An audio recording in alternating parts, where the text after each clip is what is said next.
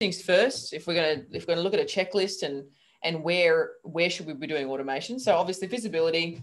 I mean, we need a website to start with. That's not even on the list here, but obviously we need a website. We should be doing our SEO, and that basically just means categorization. So Google needs to categorize you in order to put you in the rankings. That, in layman's terms, means if you are a landscaper in North Wollongong, then you need a page on your website for landscaping Wollongong. You need a page on your website for all the other suburbs that are surrounding in that area, because then Google's going to get an understanding of these are the service areas that you work in, and then they can start to give you visibility for that and then provide you leads. So that's what SEO is. AdWords is paid per click. So you're paying to be on the top position for things like landscape or Wollongong, let's say. And of course, social media helps with visibility too. I dare say people go into social media too fast. You should be doing your content, your SEO, and possibly AdWords before you do social. Because I'm finding that a lot of people that are doing social haven't done any of the other work. And so they do all this work on social media. And then I ask, well, how is the client getting from social media to your website? And we go, we don't know what the process is there. So, I mean, obviously social media is really good and you can definitely convert leads on there. But there should be some processes in place. Then we talk about bait. So we need bait in order for a customer to actually close down and talk to us. So bait or a lead mag can be in form of a checklist. We obviously need a database that we're building, and then we want to nurture those people too. So it's not just about putting a freebie on your website and then getting people to download it. The download doesn't even matter. What's important is the nurture sequence that's behind that. It's the automation of messages that's going to go out after that person talks to you. And I'll give some more examples a bit later on. The last piece there, obviously, to getting leads is sales. Booking a call, that could be an automation.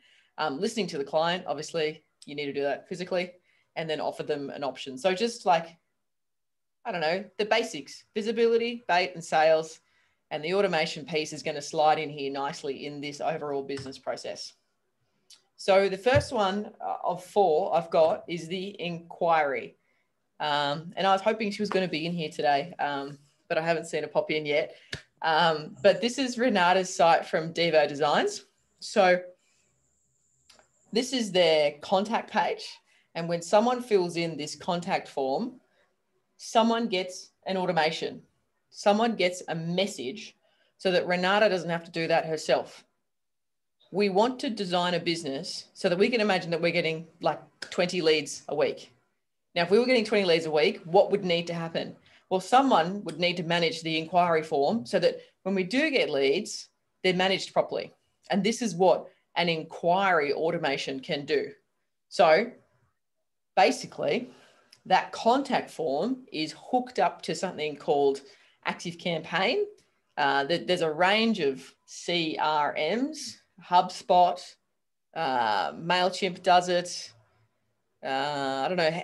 Do you guys promote any, Nicole? ActiveCampaign, MailChimp, yeah. MailChimp, yeah.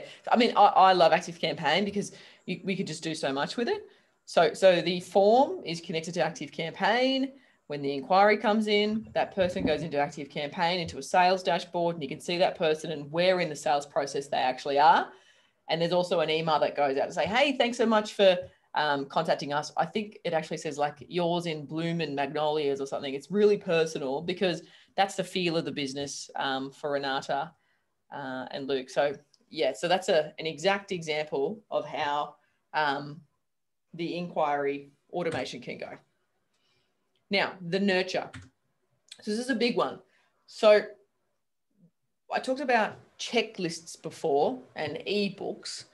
So we want to put some bait on your website because getting to the first page of Google is, I mean, that's just a box that we can tick.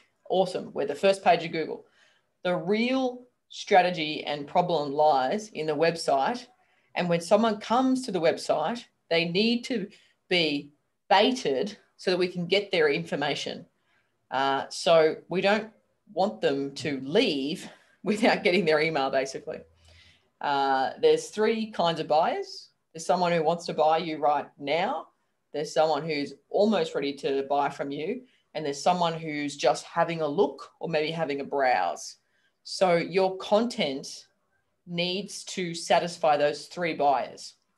Now, the nurture sequence typically satisfies the customer that is either having a look around or sitting on the fence and not sure if they're going to buy from you yet. So they're the green and the amber, I call them. The red is the red hot, ready to buy.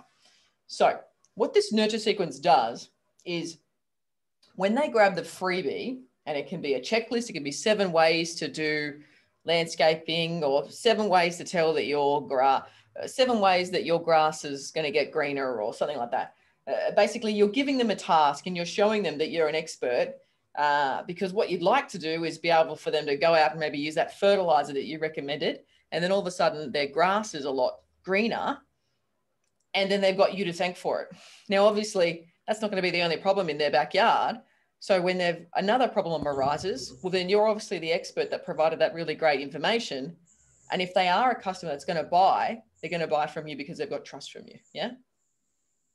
Now, there's a lot of time spent on the freebie building. Yeah. And what goes into the content and all this kind of thing.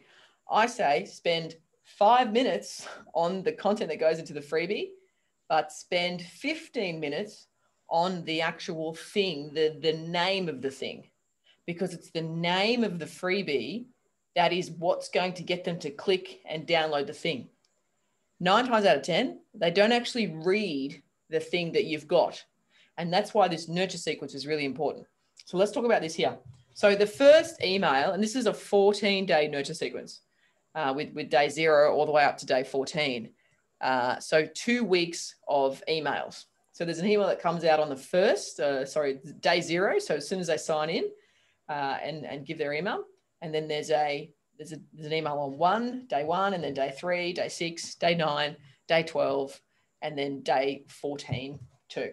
So the idea being that we're obviously not going to email them every single day, but we want to touch base with them and check in with them over the next 2 weeks, because in the first 2 weeks of a client talking to you, that is when they are the most likely to buy. So again, it's a nurture sequence's job to make sure that if that person is warm them up even more, and then offer them an opportunity. So what does it actually look like? So day 0 is the g'day. So they've just downloaded your free checklist of how to make your grass greener. And then they get an email from you and it says, hey, thanks so much. I'm Craig and I'm here to make your grass greener. Here's my top 5 processes on what you should do, watering and fertilizing and mowing and all the things. I'm not a landscaper, but I'm just imagining what it could look like. And here's a blog article of how we explain RA. And here's a video on YouTube. It just kind of gives them high level information about what you do. You can even put a capability statement in this sort of g'day email. So that's the g'day, how are you, so to speak. No sell, there's no offer. We're not selling to the person. The next email is called a spear. It's short, personal, and expecting a response. This is the email that closes down the lead. This email, all it says is, so what's the biggest problem in your garden right now? Or tell me why you want to renovate your home. It's short and sweet, no more than 8 words. And it's asking them a question, almost like you're texting a friend. And it's, it's designed so that the customer sees it and thinks, oh God, I've got to get back to that. That's where the lead actually gets hot and actually emails you back every time. Like I've got this implemented in builders' websites, landscapers' websites, like that spear, that's what gets customers to speak to you and to start a conversation. And if you can start a conversation, you can lead down the path and then generally try and make a sale. So the next 3 emails here are hot buttons, and the V there's for video. So again, at day 3, day 6, and day 9, we want to send them some more content. We want to show them some more proof. So, I mean, you could send them a fact sheet about the things that are about to happen in the season. And you could obviously send them that to make them cautious and aware that things are about to get even harder and they should totally be having someone out to water their garden, let's say. But the idea is that if you could do a video, then they're going to see you in action rather than just reading about you on a blog article. So these hot button videos, or HBVs, they can of course be HBBs, like hot button blogs. But the idea is that you're just educating the person. You're then asking another spear, and this is more direct because obviously it's day 12. You know, would you like to work with me and I can come and take care of your lawns, for example? So that's that sort of last email there. So that's a typical nurture sequence from sort of day 0 to day 14 that I would absolutely love to see more tradies do, because nobody does this. Like, nobody even has an inquiry form on their website that sends people back an email. Even that's not done. And what this does do is it shows that you're much more professional than the other guys that they're quoting from. It's about getting in front of the client first before they can get in front of you. Like, imagine you've just filled out that form, bam, you've got a beautifully branded email back and it's saying all the things that you do, and here's a frequently asked question, and here's a blog on this. And they're like, wow, these guys are really professional. I bet they're going to take care of my garden. So just putting yourself first, yeah? So how do we build the content for the nurture sequence? So we want to put down some questions that they would be asking us. So in an everyday sales conversation, you might get questions from the customer. So the idea here is that you maybe take a photo of this or a screenshot and take it away for later. But the idea is that you want to get all the questions that these customers are asking you, because the questions are what belongs in that g'day piece, because you want to answer all these up front. You want to beat the customer to it so that you've already answered their question, yeah? Then you want to think about the desire. Why is this customer actually coming to me? Yes, like they were asking about lawn care and rah, rah, rah. But what is the desire? Like, you know, they want a really nice, clean lawn. Now think about the emotion. They want a nice, clean lawn because their daughter's about to have a 21st birthday party in their backyard. That's actually why they're buying this thing. So if we can understand the common questions that our customers ask and we can put that in the email, we can dabble on the desire that the customer has in their own self and why they really need to sort this problem out, but then also mention the most common emotional purchases they make. Like, for example, they might have bought a house because they've just had another child and they need another room. So you might have an expanding family. And if you say, we help families expanding, that's who we build for. If you put that in your brand slogan or inside your email there, the customers that are expanding are going to be like, oh my God, you know exactly how I feel. And people buy with emotion.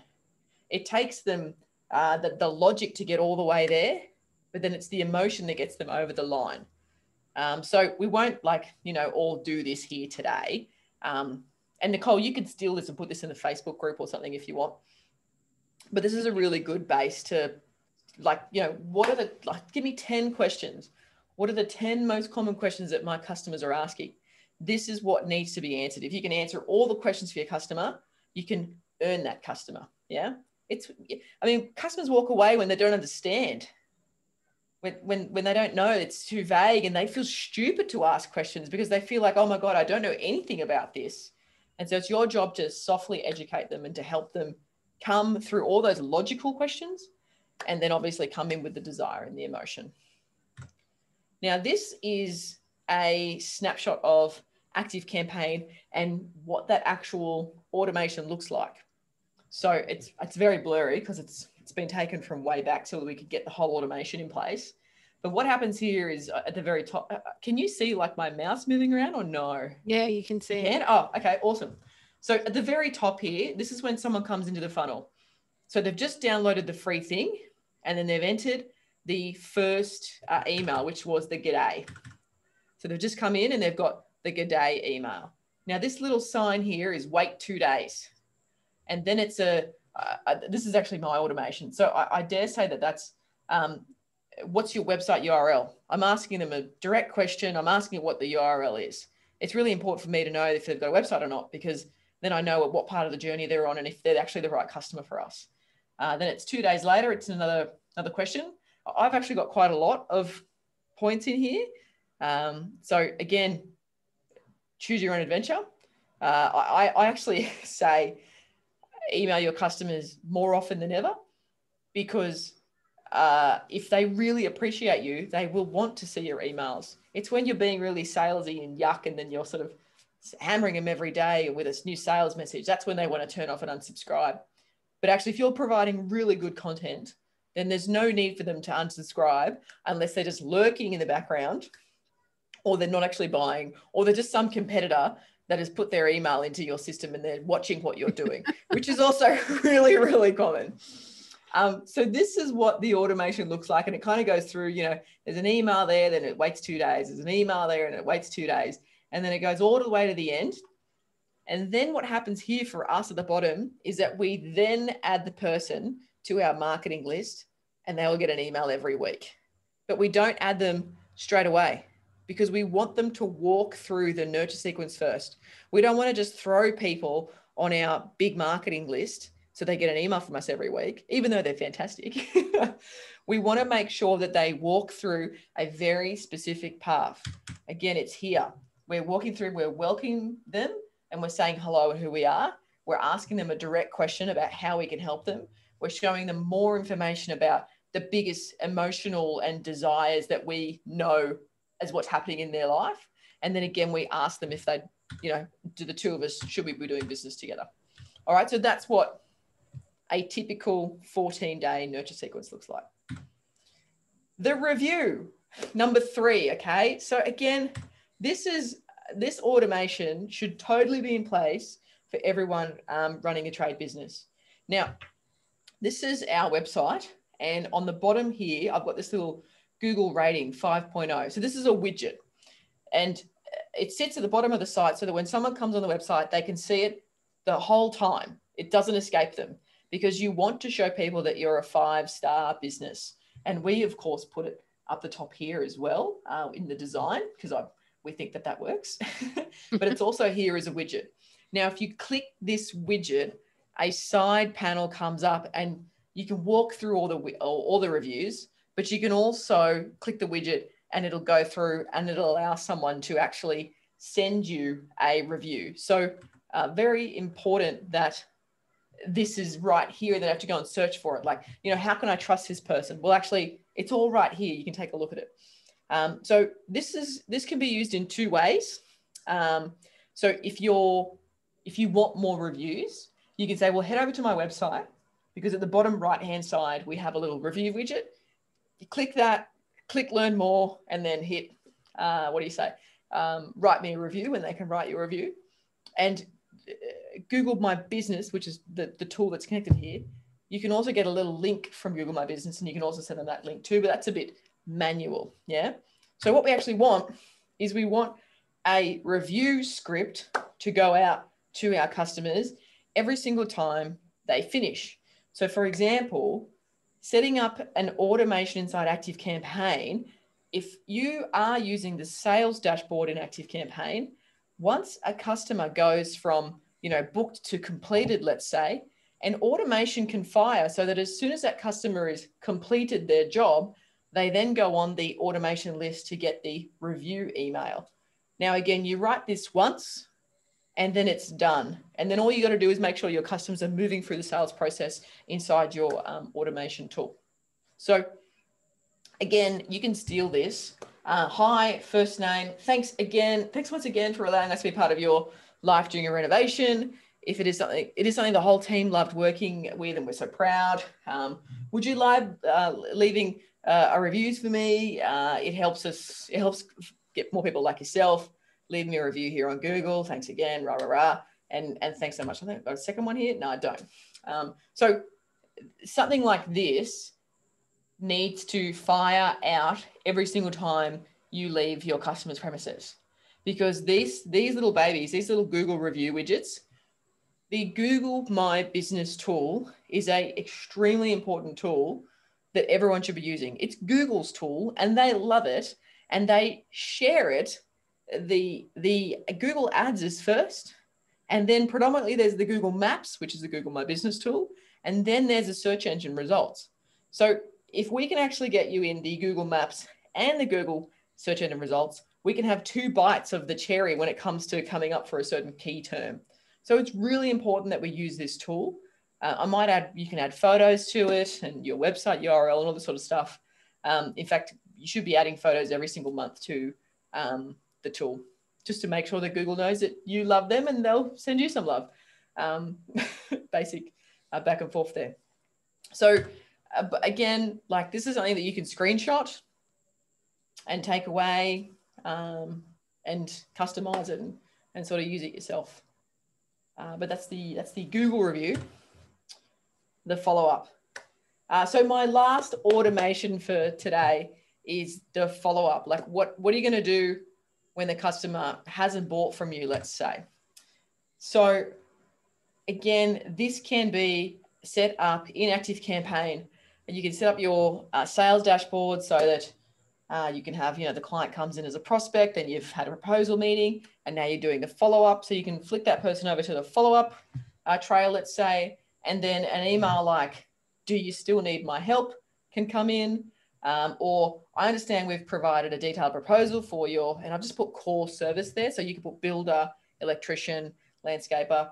Would you like to schedule in a call to go over it? So these are follow-up emails. It's not lengthy. I mean, that first one there is a spear.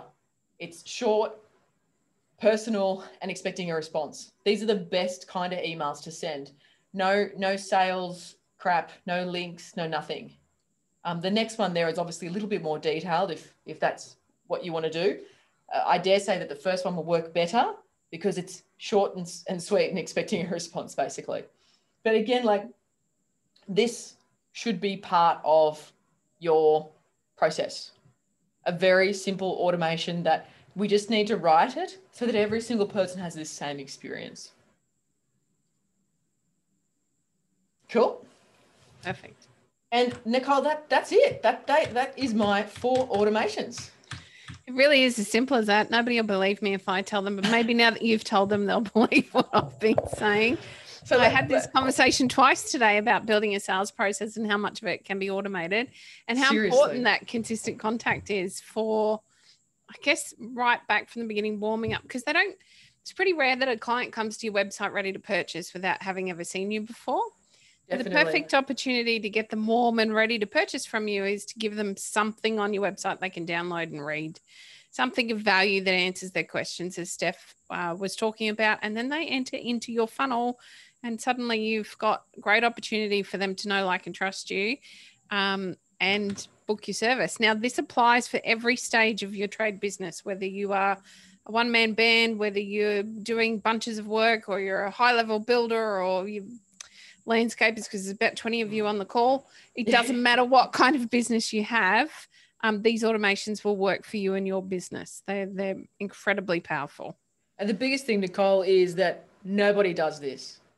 Like everyone that I speak to on a call, they have no automations in place.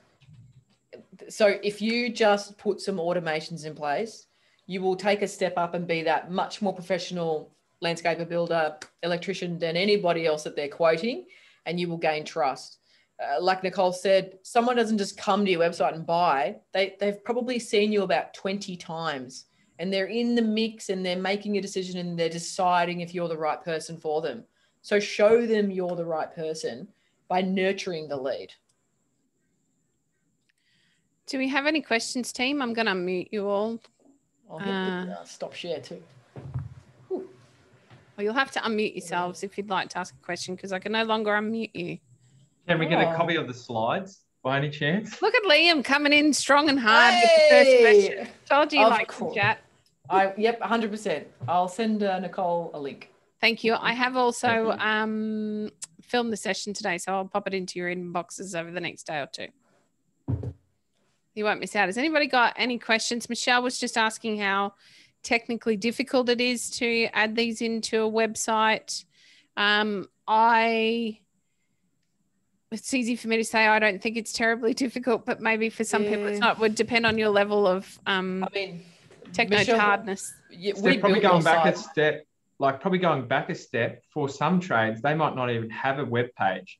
So all these things that you're suggesting, like automation, widgets, blah, blah, blah, is there any web platforms that do not support what you're recommending? Or is there any web platforms that you would recommend that can bolt on these things that make it better from it? Yeah, so Liam, the only platform you want to be on is WordPress. Right. Because that's what ranks. It's got the best back-end data. That's what you want to be on. Right. I was going to say to Michelle, we built your site, like, I think it may be 6 or 8 months ago now. If you want the automation, I'll just do it for you. I'll just get it done. It probably is a bit difficult because you've got to go into Active Campaign and build the form and then copy the form into the website and then hit save and then test it and then make sure it's working. And so there's probably a bit of technical stuff there. I mean, if you sat there long enough, you could do it, definitely. But why do it? I look at a light bulb and I think, Jesus, how does that oyster light work? I'm with you. Yeah, so WordPress, that's kind of what you want, because you want these tools to be able to bolt in. Yes. The likes of Wix and Squarespace and any other that are out there. I dare say that they would fall apart or sort of not get you there. Adrian, did you have a question? Yeah, with automation, like our business, we offer 3 services into 3 different search areas. So our consultancy side is Australia-wide, our construction side is Victoria-wide, and our shop is like 50 kilometres from our location. Okay. So people contacting us for different services are very different types of people and would be after very different types of things. And so I'm just wondering, does it hit a point where you just go, man, this is way too complex to try to get the right responses to people? No, so I imagine that we'd want to make sure that the website itself, there's an area that talks to that customer. And so we push that customer. If they're looking for the shop, then we would push them down to the shop page and show them photos of the shop and tell them to come in and, hey, grab whatever it is to come into the shop, and we'll, you get a free talk with Adrian or something like that. If it's Australia-wide, then that's going to be, it's just a way of putting the funnel together. So I always try and keep, like I had core service there because you just want to say you're a builder or an electrician. But obviously the more specific the funnel is, the better, because then you're talking directly to the customer. So that comes down to the page that you put the automation on and then what happens with the automation. You can run multiple automation streams at once, Adrian, too, depending on your client base. Like we run 3 consistently through Active Campaign. Yeah, okay. The other one I had even before we started the session, and you might want to answer this later or maybe not even choose to, but with everything that's happening at the moment with Google threatening to pull the pin from Australia because of news stuff and Facebook cancelling news, I'm concerned truly about putting money into these platforms if they're threatening such big things like exiting Australia. Yep. I mean, Facebook today have blocked news.com.au. I've got a bunch of mates. I'm big into motorsport, and most of their websites are now gone because they were publishing motorsport news. And I mean, these are small business owners. So yeah, it's absolutely crippling.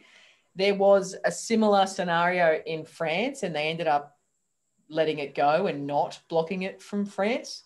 So if I guess history is going to take a same path, then I would hope that, like France, the government's not going to let it go, because it would be like the coronavirus. It would be a little bit, it would completely handicap us. But then again, it's not the end of the world. We also have Bing, which is the second largest search engine, but it has 2% market share.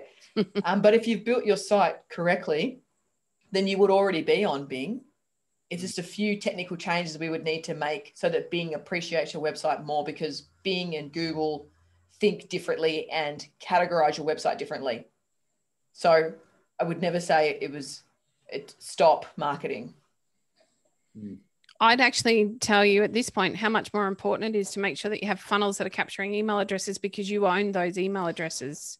You don't own your social media following. Right now, never more than ever, I've got a bunch of just blogging friends, just people that were reporting on current events that no longer have blog feeds. Everything's gone. The the biggest mum site in Australia is dead.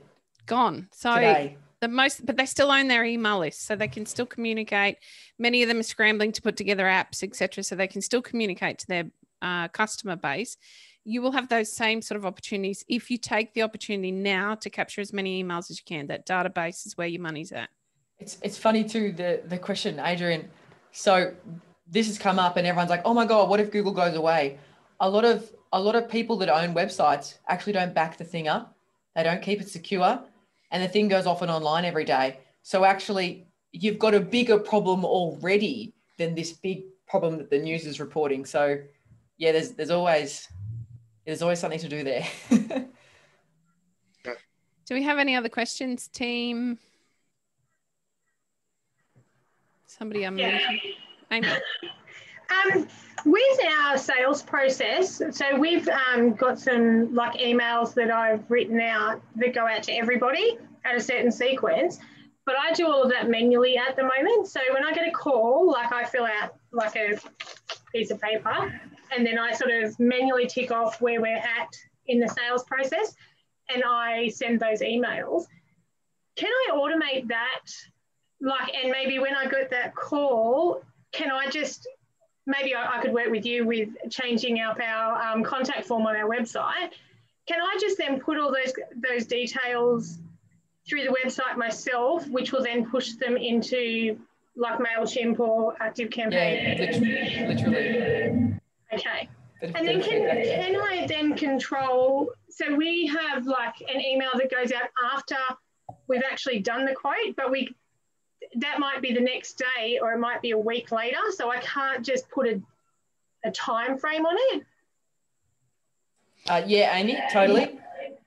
So you could build a form on the website that's just for your eyes only. It's a private URL. And then that's the form that you fill out when you've got your genuine client. And then that would then go into ActiveCampaign, into the sales dashboard, into the prospect list, let's say. As you slide that person across to, Brendan's gone out and quoted them, then they could get the quote email. If you're following the customer up, you can drag them across to the next stage and they get the follow-up. So it's either time-based or action-based. So short answer, yes. That's my long answer. And it's really easy to do. Okay. Right, yeah. So I have MailChimp at the moment. I don't really use it. I've only sort of used it to be able to write my emails out so that they look nice and then I just transfer them into Gmail. Would I be better off with ActiveCampaign or MailChimp? Yeah, honestly, the faster you move to ActiveCampaign, the better. Like just from business systems, like it just does things so much better. MailChimp's got this issue where you can't stack all your automations. And I mean, I just want to send some emails over 14 days. Please let me do that. ActiveCampaign's great and the base plans are not expensive at all. Like $100 a month or something. Yeah. Hey, Steph. Yes. Greg here. Greg, hello. When you were talking about moving things over, were you talking about the deals function? Yes, the deals, dashboard. Yes. Yep. So you build your deal dashboard, and like Adrian's got 3 different types of customers, so he would actually have 3 different sets of deals and deal dashboards, and then you just work out what is your sales process. Do they go from prospect to this to that to this to that, and you build the thing out and you move them across. Yeah. Okay. Thank you. No worries. Any other questions, team? Nope, we've got shaking heads. We've got puzzled looks. We've got overwhelmed looks. Scratching head. Thanks so much, Steph. That was great. You know how much it floats my boat to talk about automations and how important they are for business. Adrian asked the best question of the day. Ooh, so I could lead into my rant. So that's great. The most important thing that you can continue to do is ensure that you keep a well-maintained database with all of their email addresses, because that is the only bit of this real estate you actually own and you can continue to work with no matter what Google and the government or whomever do. Yep. So please make sure that's something you continue to do.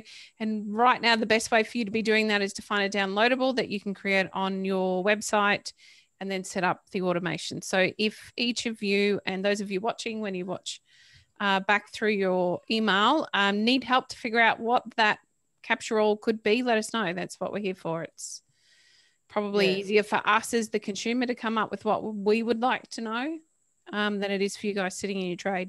And if you just want to get the thing done and you've got a blog article or even an About Us page, it could literally be the About Us page. Like, all you need is a sexy headline, because that's the thing they're downloading. So true. Get version 1 up and get the automations going and build a database and get going. And then go for stage 2, where you're going to build this 20-page checklist. And until you don't bother 20 pages, put it down to 2. But yeah, just get something going, because like Nicole said, like, email is gold, and you need to be collecting emails every day. And somebody asked a question or alluded to a question around emails, or maybe it was in a session this week. And, you know, if you can see they're not being opened, I would ask all of you, put your hand in the air if you actually opened the last email that we sent you. And I reckon probably most of you won't. Oh, thank you, Amy. But you do see our name in your from bar. So I'm still top of your mind. So even if your clients, if your click-through rates aren't huge and your clients aren't actually opening it, it's still marketing, because it's still hitting their inbox. Yep. I wouldn't look at these metrics of open rates and down, like, clicks and all this crap. Did they buy from the email? That's the thing you want to measure. Perfect, guys. Thank you, Steph. That was lightning as usual. Plenty of knowledge bombs. If you need Steph's help, you can find her at Tradies Get Online. Steph is everywhere. You will not find it hard, but if you need some help to find Steph, let me know and I'll do an email intro. Thank you very much. Thank you, Steph. Everybody. Have a great day. Send you all through a copy. Thanks, team. And they jump off just like that. Look at them jumping.